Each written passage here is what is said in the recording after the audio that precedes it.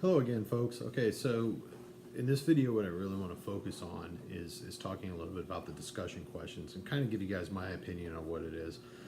I tried really hard not to sort of interfere. One of the things that I've kind of learned in teaching these classes over these few years is probably the worst thing that a professor can do is get in the way. And so, I really try to let you guys go ahead and go out and do some of the answers on your own. And so please feel free to, if you feel differently about it, feel free to send a comment on the bottom of this window. I'm thinking about working a way where we can try to get you guys credit for responding to these videos in some way, shape, or form.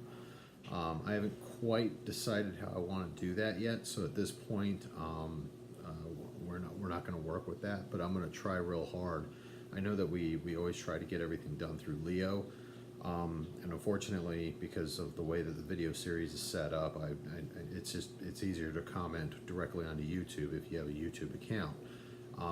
If you don't, then it's perfectly understandable why you wouldn't.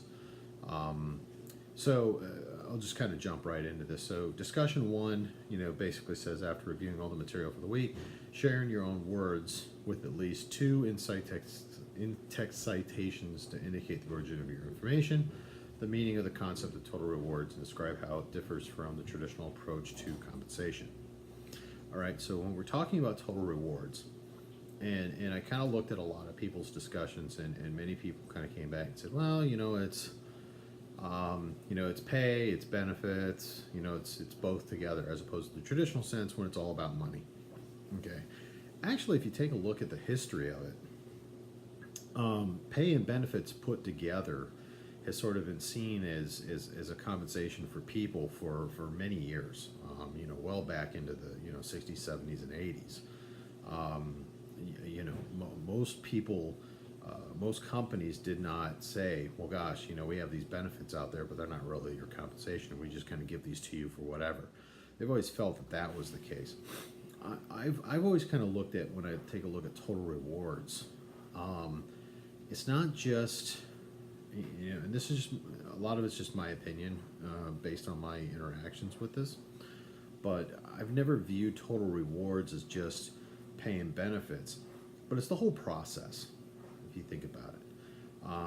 What we're really looking for with total rewards is not just to take together some of the not just to take the the pay and the benefits and put it together and just say, okay, here it is, that's what we're going to offer you, but really to take it to that next level where we take our total rewards and it stems from really who we are and what the organization is attempting to accomplish. Because oftentimes what ends up happening is they say, well, we got to hire a new accountant. So what are we going to do? Well, right now staff accountants are making around $60,000 to $70,000 a year. So we got to go out and offer $67,000, $60,000 to $70,000 a year. An accountant's got 3 to 5 years worth of experience, has a bachelor's degree, can take the CPA exam, blah blah blah. So when we take that out there, we say, okay, well, $70,000 a year. But when you take into account sort of the total rewards portion of that, it's not just pay, but it's also benefits. But now here's the question: which benefits are we going to offer? I mean, obviously the market's going to have a demand, but at the same time, there's also going to be a portion of this that we're going to offer simply because of who we are. And I think a very good example, I used to work for an accounting firm here, local to the Washington, D.C. area. They specialize in nonprofits. And typical in their fashion, their benefits were really about taking care of people. The health care, the health insurance, 100% paid for by the company for the employee. And then as you moved up in the organization, they paid for more and more of it for more and more of your family. Sort of the idea was when you graduated from college and went to go work for the firm, you probably weren't going to have a wife and kids and all that sort of stuff, so they were only going to provide for the employee anyways. But then as they started moving up in the organization, they said, okay, well, now you're a supervisor, now we're going to pay for you and your wife. Okay, or your husband, depending on, in my case, it was my wife because I was married. And then, as you move up to, senior management, they started saying, okay, we're going to cover for the entire family. Things of that nature.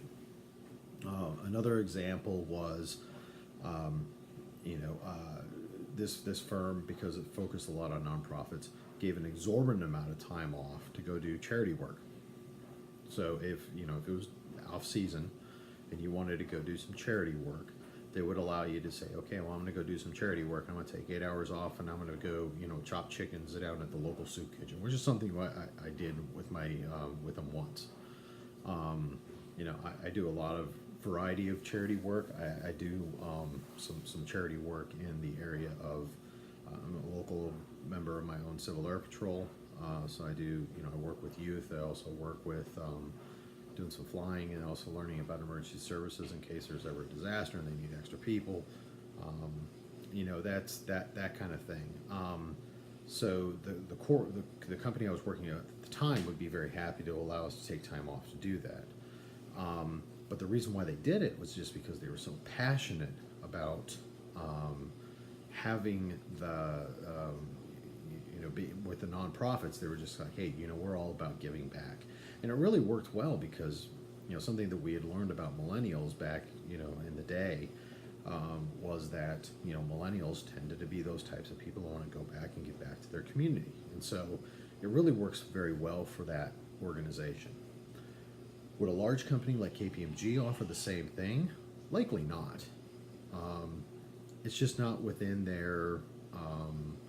It's not to suggest that KPMG is an unethical corporation or anything of that nature, but they're not a firm that specializes solely in nonprofits. They have a sizable nonprofit division, and within the nonprofit division, they may offer some specialized incentives for those individuals. But for the most part, you go work at KPMG, you're trying to get your ticket punched so that you can do greater things within the accounting industry. And there's some some classes or some organizations that do that within the HR community. I think of the McKinsey Group and a few of the other groups that are out there that really focus on people go out there and they just want it on their resume. So they're going to go work out there for about 2 to 3 years. They're going to sacrifice all this blood, sweat, and tears, and that's what they're looking to get out of it. So great benefits are not necessarily needed for companies like that. So that's kind of my thought process on total rewards. Is it's not just money, it's not just benefits, but it's also focusing on how that fits in with the strategic plan. If you remember, when we talked about strategic plan in the 300 class, there was cited this foundation. I don't know how your person taught it. The way I teach it to my students was there's the foundation, which is strategic planning, strategic management. Then the next level of the foundation is diversity. And from that, you're going to build up all of your pillars, which are then going to be your recruiting and your other areas of the organization. Recruiting, compensation, OSHA type stuff, and that's all going to flow from it. But if you don't have that solid foundation of strategic management and diversity, then what's going to end up happening is it's your total reward system is really not going to be built efficiently, and people are going to see right through it. I mean, you take a company like, and I'm trying to think of a hard driver. You take a company that's well known for driving their employees hard, and then all of a sudden they want to say, "Oh yeah, we're going to offer you time off for volunteer work." It kind of comes across as disingenuous, and so it's not something that you definitely want too much to be to have that conflict.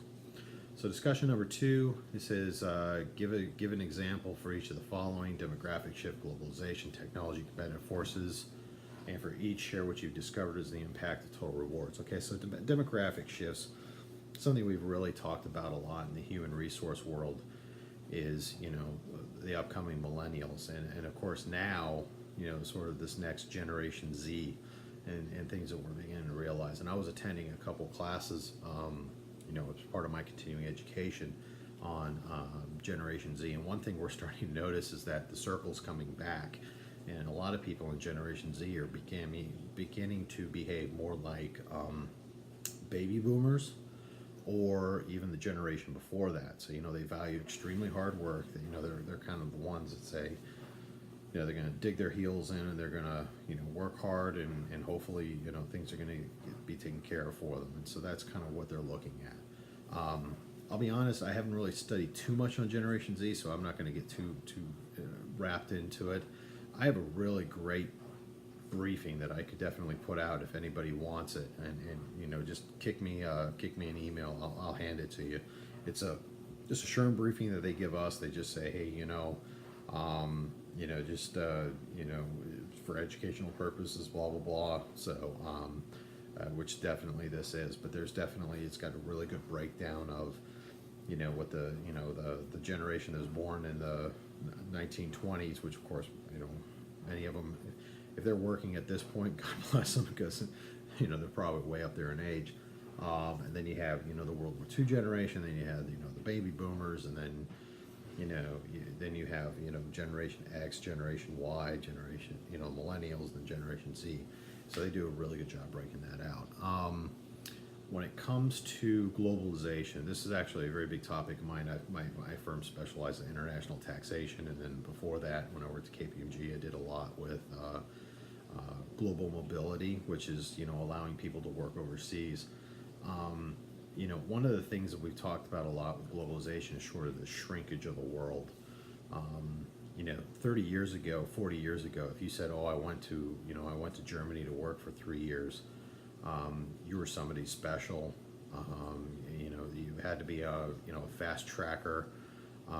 You're the one who's getting his ticket punched so that he can run the organization at some point. And really, very few people ever got a chance to do it. Now we're starting to see more and more people getting a chance to do it at lower levels. And so, you may go work at an organization, and you may have to go to a company like mine and say, hey, look, we want to send 10 people overseas to work on specialized projects, but also give them an opportunity to advance within the organization. So in order to encourage them to do that, there's certain tax incentives that we offer them. There's certain packages that we offer to them, so that we can make sure that they're, financially incentivized to go take those career risks, and make sure that they're not getting thrown off too much. But it also helps the organization as a whole, because maybe you have a great strategic partnership with an organization in France. You want to send those 10 people over there to build that organization. But then there's so many other factors. So they're going to pay tax in France, they're going to pay tax here in the United States. That's something you're going to have to deal with as an HR manager if you were in that circumstance. And it's not just if you work for IBM or Lockheed Martin or Northrop Grumman. I worked when I was at KPMG. I had one of my clients that had roughly 300 employees in the entire organization, and somewhere in the neighborhood of, I think they were sending 25 overseas at any given time. So, that HR manager had to be able to design those packages. So it's more and more you get the shrinkage that's taking place. Technology is, it was funny. I was looking at it on Facebook, and they had a meme of the television show Friends, and how some people are now watching episodes of Friends, and they're like, oh my gosh, some of the things that they used to say and get away with back in the 90s that obviously today, if they said, they would never make it even on television anymore. There's a mass socialization change, but then there's also this technological change. We can do a lot of things with technology we never could do even in the 90s, or which to me, I'm in my mid 40s, so the 90s don't seem that far away, but it's light years different. You think about it, in the 1980s there was no internet.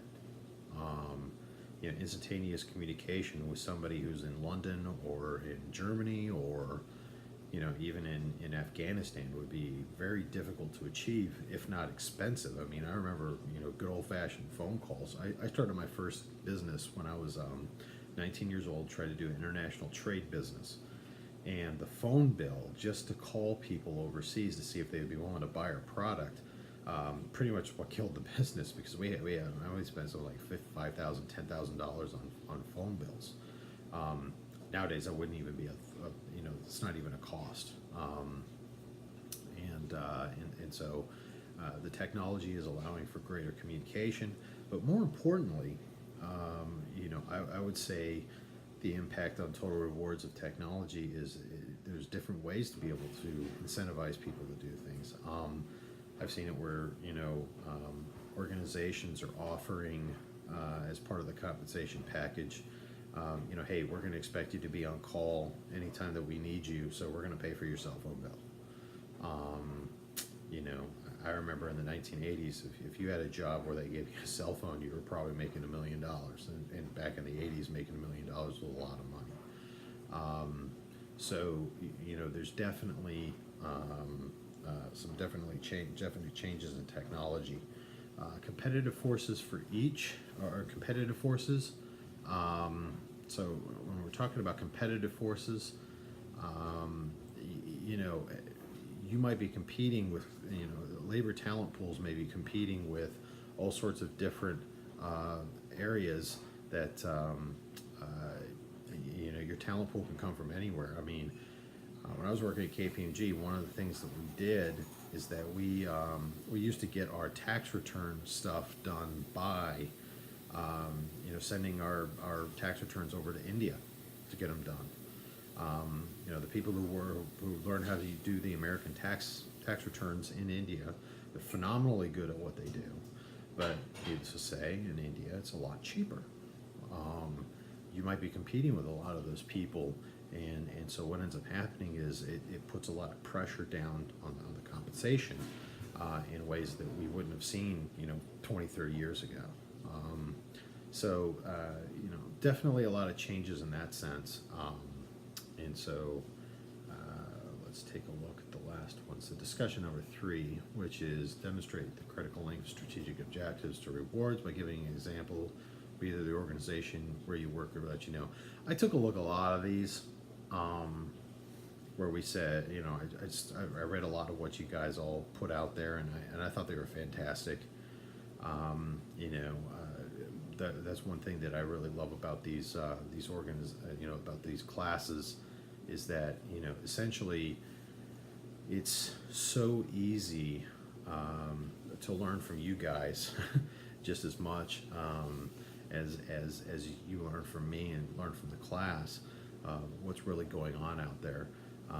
Sometimes what happens is and I always call it the bubble, which is what happens here in Washington D.C. Washington D.C. is not like the rest of the United States, and anybody who's lived outside of the Washington D.C. area knows this to be true.